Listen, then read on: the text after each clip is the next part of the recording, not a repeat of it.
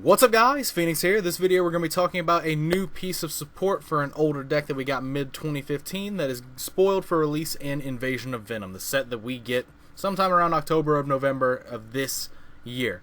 Now, this piece of support is a new card for the Ignight theme, and it's actually a very, very solid and good piece of support that I like for a very, very specific reason that actually I'm seeing almost nobody talk about. They're not actually using their brains, I don't think, and everyone that I've seen talk about this card has not touched on what I love this card for. But I will get to that a little bit later. But the card that we're going to be talking about today is, like I've already said, a new piece of support for the Ignight theme, and it is a card by the name of Ignight Unite. This card is actually very, very good, very well rounded, and it looks very, very balanced because it is. But the cards that it allows you to get into are actually very, very cool, and it's something that, might allow the Ignight deck to take a new path into a different sort of deck than it has been before and has been prior. So Ignight Unite is a quick play spell card, and it has one very, very simple effect. It is target one Ignite card you control, destroy it, and if you do, special summon one Ignite monster from your deck. You can only activate one Ignight Unite per turn. So very, very simple effect. It's a quick play spell card, so that means you can actually do it in the battle phase, which is actually really cool as well, because you could attack with an Ignite monster and then Ignite Unite into a different monster from your deck and do more damage. Gives you some battle tactics in that regard. But something else that you have access to is that you have access to searching this card off of Ignition Phoenix. You can use Ignition Phoenix to pop an Ignite card on the board and then search this card. So this card is already searchable through your field spell, which already gives your guys boosts. It gives you a higher damage output ceiling as well. But the main thing that I really like about this card, that is something that I'm seeing absolutely nobody talk about, if anything they're just brushing it off, is that this card allows you easy and better accessibility into the two arguable best cards in the Ignite theme. And these are two cards that a lot of people have completely forgotten about. Is that a lot of people don't actually realize that there are two Ignite cards in the theme that are not Pendulum monsters and are not vanillas. There are two effect monsters in the Ignite theme, and both of them are very, very good for what they do. The only problem is that they aren't capable of being Pendulum summoned because they're level 7 and level 8 respectively, so they're, outside of the range of the Pendulum scale that the Ignites can generate, and because of that, you can only summon them through their own summoning conditions. But their own summoning condition was pretty terrible in terms of what you were trying to do with the deck. It very much made it hard for you to utilize these cards. But the cards in question that I'm talking about are Ignight Champion and Ignight Lancer, the level 7 and level 8 effect monsters for the Ignite theme that both have very, very solid effects. And, the big problem with them was that their summoning condition was that you could destroy 3 Ignite cards you control and special summon it from your hand.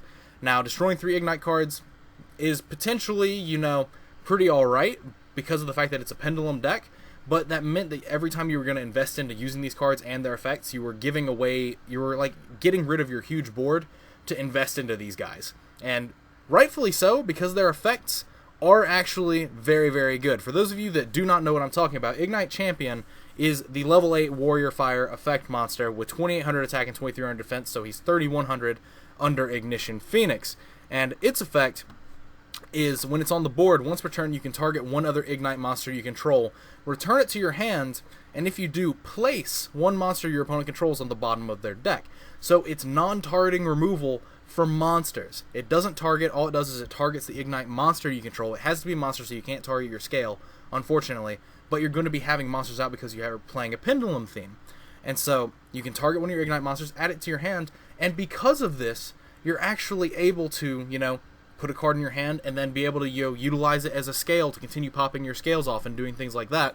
And then you get to use a non-targeting removal of a huge boss monster to, remove things off the board. Like this is an out to Dark Destroyers, Forerunners, stuff like that. Things that the Ignite deck has already struggled with.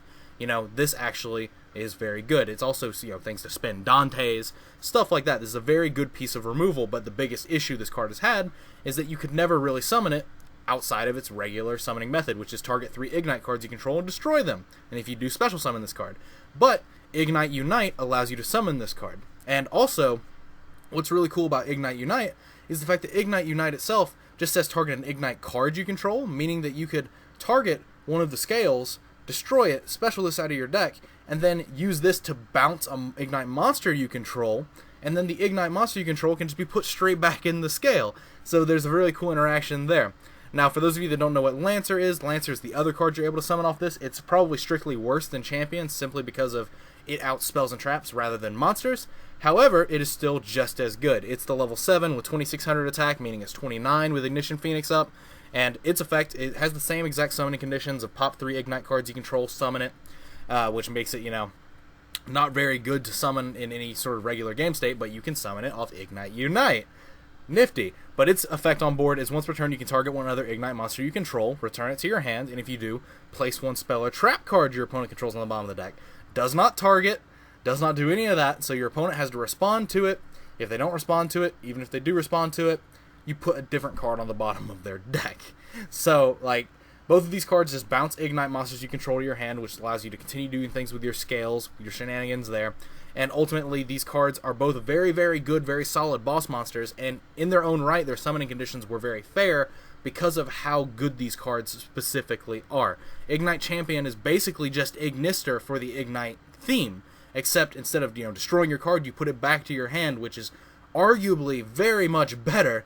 But the problems that these cards have had has been their summoning conditions. That's been the problem. That's why these cards are not played. But Ignite Unite changes that entire thing and allows you to actually summon these cards out of your deck off of Ignite Unite for basically free. Because Ignition Phoenix allows you to search Ignite Unite, your entire deck is generating advantage for free using the Ignite cards that you just pop and do things like that. Everything functions in its own way and method to achieve a certain in-game goal. And the in-game goal with Unite in the deck basically opens you up to these amazing boss monsters that you can use. Like I said, Lancer is probably not going to see any play. Champion is definitely just the better one, hands down, because it actually removes threats in the form of monsters. Your entire deck can kind of just play into back row because of the fact that it's a pendulum deck and all that sort of nonsense. And back row isn't really that prevalent right now in the top tier decks. Now, if you factor the Demise decks in, then yes, those are very relevant as well. But honestly, you could use Lancer against those decks. You could potentially side it, do stuff like that, or you could just side better cards. There's stuff like that is available to you. But essentially, I really like Ignite Unite's ability to be able to summon these cards out of the deck and potentially make these previously unplayable boss monsters that have very, very good effects and very good stats playable in this deck again. And like I said, it's not like Ignite Unite is hard to access or anything. You can search it off of your field spell, and your field spell gives you boosts, and your field spell is also just like a better Sky Iris for this deck because you're able to pop Ignites and search other Ignites, and you have your attack boost, you have all that sort of nonsense. It fuels your engine while also giving you access to cards like Ignite Unite, which gives you access to these amazing boss monsters.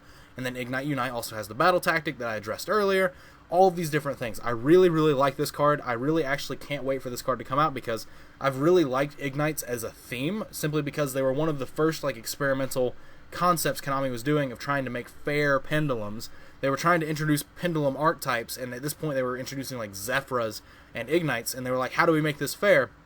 Where we make the most consistent pendulum archetype that we can at the time, but we don't want it to blow everything out of the water. Well, we make them all vanillas. Seems fair, right? Seems pretty alright. And by Konami's standards, I believe Ignites were actually a success at that time. I think that's second gen pendulum. First gen pendulum was Cleafort and the original Performapal cards, whereas or in the Yosenju cards. And second gen pendulum was Ignites. So they were actually experimenting and going down the tree of how they could progress the pendulum theme further without just absolutely just destroying the game as we knew it. They were actually putting effort into that, and Ignites was the byproduct of that. And it is still very much a very, very explosive, very volatile deck, but everything's vanillas, and everything has its sort of cycling to it. So you don't blow your opponent out in terms of advantage. You just play cards that are free, and you don't have a lot of them, but you do have more of them than your opponent has cards. So it's ultimately probably the most fair pendulum archetype that has ever existed.